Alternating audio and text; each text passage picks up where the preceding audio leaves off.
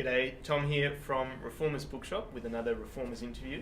Today we are privileged to have Chad van Dixhoorn from Westminster Theological Seminary with us, as well as John McClean, Vice Principal of Christ College. Mm-hmm. Welcome guys, thanks for coming on. Thank you. Good. Now I thought we'd start. Chad's written a number of books. He's written Confessing the Faith, which is a commentary on the Westminster Confession, very helpful book. He's also written God's Ambassadors, also studies on the Westminster Assembly. And his wife has written a study guide to the commentary, Confessing the Faith Study Guide, which is equally, if not maybe more helpful than the commentary. Yeah. Now, Chad, these books are all around the Westminster Assembly. Can you give us a bit of background as to what the Westminster Assembly was, why they came together and wrote the documents they wrote? Yeah. Westminster Assembly is a group that met together during the English Civil War, the 1640s, to try and reform the Church of England, with the hope that if the Church of England was reformed, there'd be one more reason for people to be fighting, or one less reason, rather, for people to be fighting.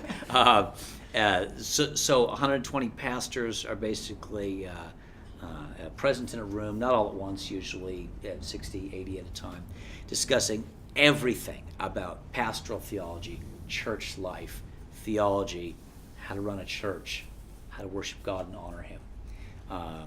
They left behind really useful documents, and they left behind records of their own meetings. So kind of records of the debates, the blow by blow of the conversations. So it's an enjoyable thing to study, to be a fly on the wall as a historian and kind of listen to the conversation.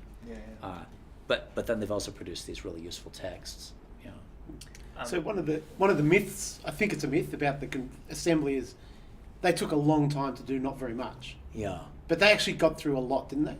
Well, they wrote about 140 different documents. Oh, wow. And they would often produce things they were never fast, but they were always thorough. But they really did produce things. But there's also the Assembly was responding to requests by members of Parliament, by the Parliament itself in England, to change the church. And often they would send things to Parliament, and Parliament just didn't like what they did.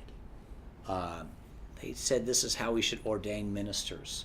And Parliament just said, yeah, we'll take the results, but we're going to chop out all the theology. And they would do this kind of thing often. Or they just sit on a document for a year or two and not really do anything with it. So that, to the public eye, the Westminster Assembly was slower than it actually was. So how long was it meeting for? So it started in 1643. It had finished church government and the confession and worship by 1646. 3 years, A couple catechisms after that, 1647. Proof texts for all this. They had it done and dusted by 1648. But then it trundles on examining ministers, which is really the subject of the God's Ambassadors book. What are they looking for in ministers? What's the big deal? They continued that till 1653. So about 10 years. Most of it done in 5. Most of it done in 5. Wow. Yeah. And you mentioned some of the documents that came out of it. So the confession. Yeah. There's some church order as well. Right. So they have a directory for church government. Okay. How do you do discipline? Should congregations be connected to each other? If so, how? How does someone become an elder or a minister, and so on? Church government, worship, giving directions for worship. It's kind of a do-it-yourself document, giving the component parts, but not telling you how you have to order a service, but saying here are the component parts.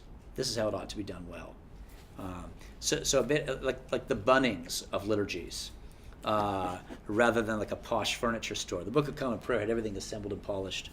The Westminster Assembly said, now here's the raw parts, kind of put together. Aisle 13 for the Lord's Day, aisle 5 for singing psalms. And you mentioned this is back in the 1600s. Yeah. So, we like things that are modern and fresh. Yeah. Why should we, as a church, be looking back at these documents, and what should we be looking for in them? Yeah. Well, I'd be interested to hear what John has to say, but I'd say the nice thing about 12 bullet points on a website is it captures the the freshness and continuing testimony of the church today. Like snowflakes, they're beautiful, no two are alike. But the nice thing about a classic confession is that first of all, it tends to cover a lot more topics. Topics which are important, and just the fact that people thought these 33 topics were so important should be a reminder to us that maybe our center is a little bit too small. I think it's also useful in uniting us to Christians who have gone before us in a way that a modern statement doesn't always do. Is that because there's multiple people throughout history? Because there's generations of people who have used this text. So I think a creed or a confession doesn't just have a systematic purpose. It also has a kind of creedal or ecumenical purpose. And this can capture something of the breadth of the church, because so many denominations use it. And it can capture something of the depth of our communion with saints gone past too. So that's a start. Wonderful. Do you want? What are your thoughts? Oh, maybe this is perhaps similar to what Chad was just saying, but the old saying about we see further because we stand on the shoulder of giants. That God's church has a history, and certainly wisdom develops through history. There's false trails that happen as well, but there's a heritage in which we understand issues better because of those who've come before us and have thought it through. And the sort of amnesia, the historical amnesia of thinking everything's got to be done again from scratch now, is just to commit yourself to trying to reinvent the wheel, and almost always you do a worse job. Then with the confession particularly, and the assembly particularly, it does providentially come at a moment when sort of Reformed theology has matured. It's 120 years after the Reformation, so there's been several generations of thinking through the implications of the Reformation. And I think that's one of the reasons why the assembly documents have had such long-lasting acceptance, because they sort of represent a maturity of post-Reformation theology. Yeah, they've had a remarkable sticking power. Yeah. People at the assembly, some of them just thought their work would last for a little while, and they found it funny that other people thought that people would be talking about them, well into the future. Imagine what they think now. Imagine what they think now. Yeah. People writing books today. That's right. Yeah. So that's really helpful. So if we're to find some value in these ancient documents, thinking more practically, both of you have been pastors in the past. What are some ways that you can use the confession and the catechism and the other documents that come out of the Westminster Assembly in your church, actually to try and help strengthen the faith of those people? Yeah. Well, I think one way that the confession and the larger catechism are useful for helping preachers to think and teachers to think about the content of the faith and how the different doctrines interrelate.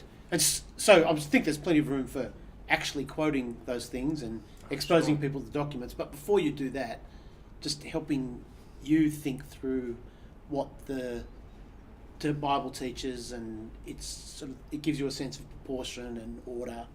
So you're imagining that as you're preparing a sermon, you might go and refer to these things. Certainly one, different topics. That's right. Yep. Okay. Yes, when you realise, okay, this passage I'm going to preach on touches on whatever doctrine it is, sanctification. Yep. It's often useful to go back and look at the confession and the catechism and see what it says, and then you sometimes think, there's aspects I hadn't thought of mentioning that probably I should, Yeah, just staying with the preacher's use of these texts, I would do the same thing if I'm preaching a passage and I think, well, that brings up justification. I want to know what this passage says about justification, not about the just topic in general. But I still want to look at the topic in general. I want to see what's a helpful way of putting things. And you've got a lot of pastors who've thought really hard about how to say things really well, and so that's useful for me as a preacher. And from time to time in preaching, certainly not all the time, but from time to time, I'd actually show people the relevant section of a chapter, perhaps put it on the bulletin, the handout, or put it up on the screen, just to use it as a summary of what I've been saying. Yep. And say to people, this is what the Westminster Assembly said all those years ago, and point out how helpful it is. Yep. Yeah. And they are incredibly concise. Yes, that's right. So they often very well worded. Often serve really nicely as a summary. Yeah. Yep. We've also in our church from time to time encouraged people to go to the larger catechism, because it has a question and answers on sort of how to come to worship what should you be thinking about? Maybe before, during, after the preaching of the word, or communion, or baptism, and so on. So that in particular is a very churchly document, much neglected, but it's quite helpful. Does it differ much from the shorter catechism? It's the longer is much longer. The larger is much longer.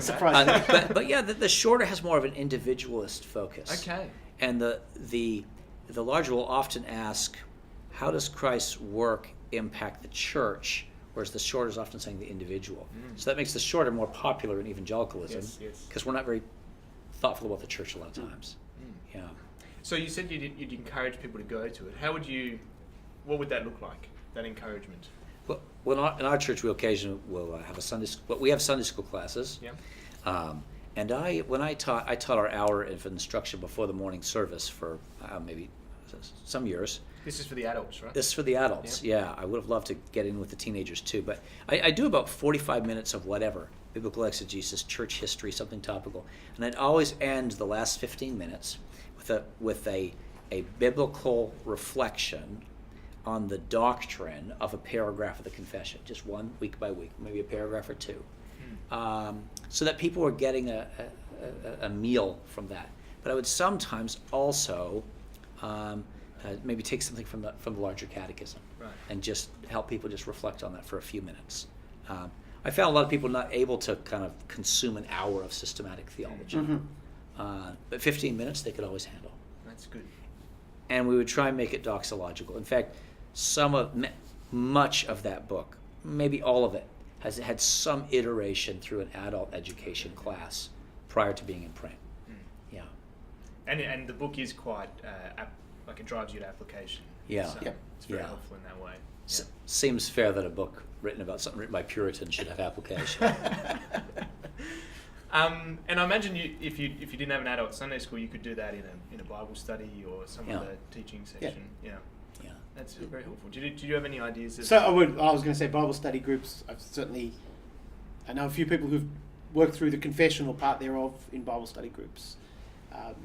When I was a pastor, we didn't have a adult Sunday school kind of pattern, but we certainly used to, after church every so often, have a kind of open invitation seminar on a topic, and that's the kind of place again that you can use a section or a chapter of the confession and explain it to people and answer questions, and it often touches on issues that the average thoughtful Christian has probably wondered about in the past, but perhaps never heard it addressed in preaching, and perhaps have never quite managed to articulate the question. And when they see it in the confession, they can, that was actually what I've always wondered about.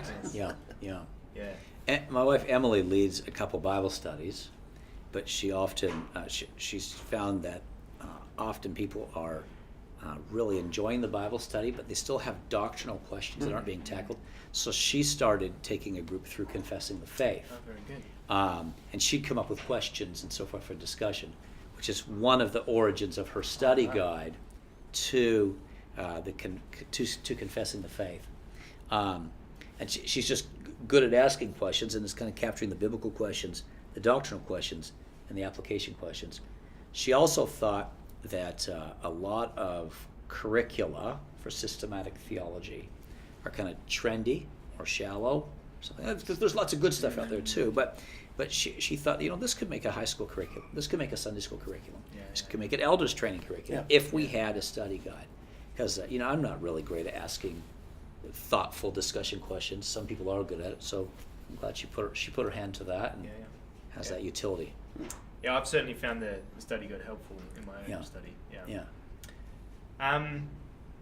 One of the things that we try and promote at the Bookshop is using the confession or the catechism as well in family worship. Yeah. Have you had any experience with that? Any tips, any ideas that you'd add? My children are young adults now, but several years ago we certainly worked through I think it was the shorter catechism. And again, I guess a bit like I was saying in Bible study, often there's at least particular questions you land on that does start a discussion, and this is a topic they've never, for teenagers, they haven't really thought about that before. I wouldn't say it's a brilliant discussion every time, but nor would I claim the same for myself. So we've done any number of things, but we have tried to incorporate catechism into devotions right from the youngest age. We would kind of make up our own little catechism. Who is God? And they'd make a noise. We'd say, yes, God. Or who made you, God? What else did God make? They'd kind of raise their hands. We'd say, yes, all things. So we made that catechism. Then we had a children's catechism. And then we had them memorize. The oldest 4 children have memorized the shorter catechism. I realized one of the impediments to them memorizing it was that they had to stand up front and get an award from the pastor. Once I found out that was the thing that they most dreaded, I said, you don't need that. And so they just learned it quietly on their own with bribery and assists and other things like that. I would read, I'd read a question and then maybe ask some leading questions. And then we'd say it together as a family. So we did that. That was part of family worship. But most of our family worship is focused on the Word of God. Yes. So we're always trying something new because I never do anything particularly well. But right now we're doing a pattern of evening worship is reading a part of the Bible, talking about it, singing. Morning worship is like the doxology, reading a catechism question, and doing prayer requests. I read the one from the day before. I read this one. I maybe make a couple quick comments. Yeah. For what it's worth, when the shorter catechism first came out, different manuals popped out immediately, helping people figure out how to use it. And one of the guys said, "Look, this is going to be complicated for people. So what we need is for heads of households, whoever's leading devotions, first just to read it through, question by question, day by day, see if there's any words people don't understand. Second, run through, kind of ask questions about it, and eventually maybe even try and memorize it. So that was one approach. Another guy created this cute little manual with the leading questions already supplied. So you'd have the question, what is the chief end of man? And then he'd say, is it to do whatever you want? And then he'd have in the margins, no. Is it to become sort of rich and wealthy? In the margin, no. Is it to glorify God and enjoy Him forever? Like, yes. And just sort of step by step.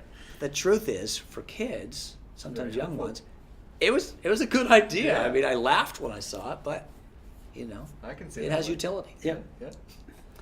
Very good. Thank you for those helpful ideas. One of the things we love to do on these interviews is to talk about reading. So I wondered, Chad and John, what are you reading at the moment? I've just been reading a book on the history of evangelicalism in Australia, the Fount of Public Prosperity. I think that's what it's called. So that's introduced me to all sorts of parts of early Australian history that I really wasn't very aware of anyway, and certainly the depth of involvement of evangelicals in the development of the colony is great story. Yeah, great. I'm just reading bits and bobs, a biography of John Knox by historian Jane Dawson, which I'm enjoying. I'm reading a World History of Christianity edited by Adrian Hastings, which has a nice section on Australia and Australasia. Let me see what else. And I'm reading for my edification what's it called? Maybe the Memoirs or something like that by Andrew Bonar. Okay. It's a Banner of Truth book, out of print, I think. But it's been helpful for me. He's too introspective, but nonetheless, he's really provoked me to think through my prayer life in really helpful ways. So just 3 things that come to mind. Thanks. Yeah. And we asked John this last time, but Chad, do you have any tips for our listeners how to read better or how to get more out of a book? Boy, I don't know that I'm brilliant with this, but I'm definitely a read with the pen kind of guy. Yeah, okay.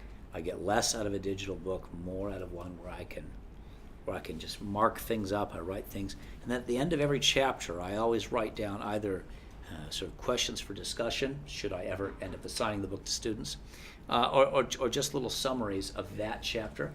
Yeah, and at the end of the book, I put my random notes. It's always in the back fly, things that interest me, page whatever, blah, blah, blah, blah, blah.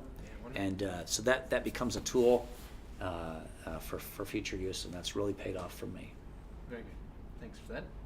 Well, I think that's all we have time for. So thank you very much, Chad, for joining us, and thank you, John. Thank you. It's been a pleasure. Thank you.